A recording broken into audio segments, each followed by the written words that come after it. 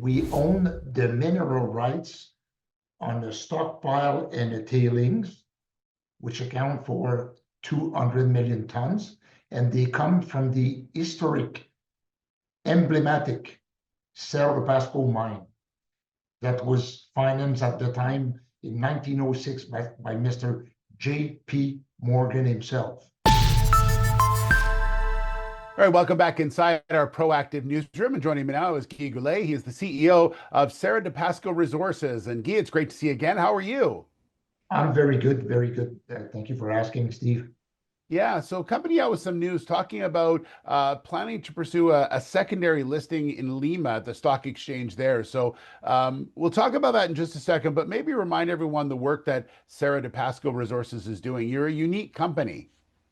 Yeah, we're very unique. So what we own, Cerro de Pasco Resource shareholder, we own the mineral rights on the stockpile and the tailings, which account for 200 million tons, and they come from the historic, emblematic Cerro de Pasco mine that was financed at the time in 1906 by Mr. J.P. Morgan himself. Yeah. And these are like on top of the ground, right? So people understand what you're looking at. This is Exactly. basically like a blanket, correct? Yeah. So we expect to have the largest above ground mineral resource above ground. So Okay. let's count today 40% of the costs for producing base metal and precious metal is mining. Us, it's $1 per ton mining. Everything has been mined.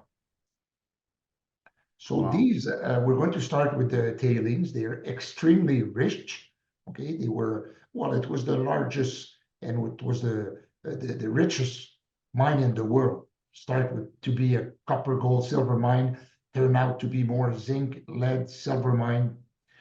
And what happened, Steve, at the time, what they were doing, they were extracting from that pit every day 20,000 ton. They were processing 13,000 ton and they were stockpiling 7,000 ton. So when you do flotation, okay, you generally recover in within the first 24 hours 60% of your material. And if you keep the flotation going for 72 hours, you will end up recovering up to 85, 87% of the material. So what happened at the time, go back in time, 1950 was the largest mine in the world. Every day there was 20,000 ton there. So they were recovering the first 60%. And instead of, why should they have wait an extra 48 hours to recover an extra 25%? So they were throwing that rich material away. This is why the Quilacocha tailing that belongs to Cerro de Pasco Resource is the richest tailings in the world. Yeah.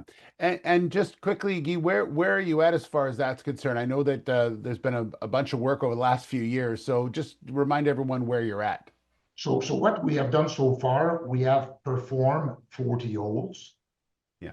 Okay, and we have confirmed we're exactly where we were expecting to be.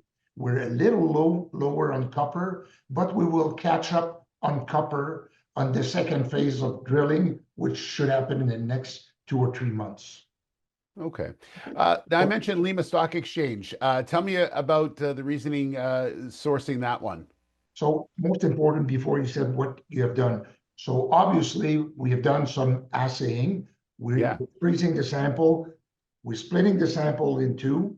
Half goes for assay, the other half goes for metallurgical test. So what we're doing, we're in the process of doing metallurgical tests in Germany, in Canada here at Lakefield, in Peru. So those results should help the price of the shares a lot.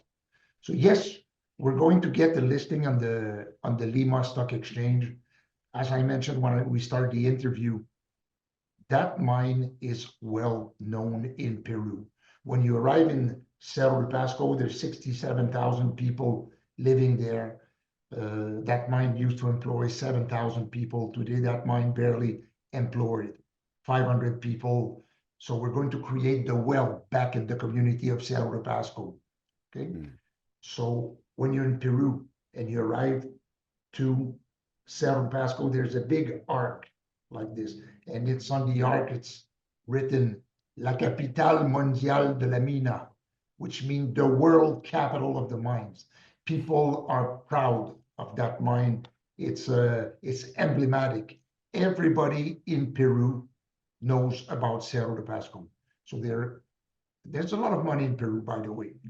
Okay, and there's a lot of funds that would be happy to invest into that project.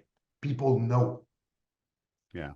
And that's why it made sense to go on the stock exchange there, obviously. Exactly. Yeah. And that won't affect your listing on the TSX Venture. We should let everyone know that's your primary listing as well, right? Exactly. So as soon as we are going to get some reserves, so we will try to move up to the big board, the Toronto Stock Exchange.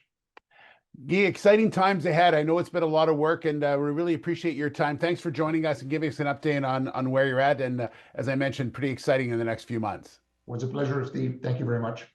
All right, there's Guy Goulet. He's the CEO of Cerro de Pasco Resources.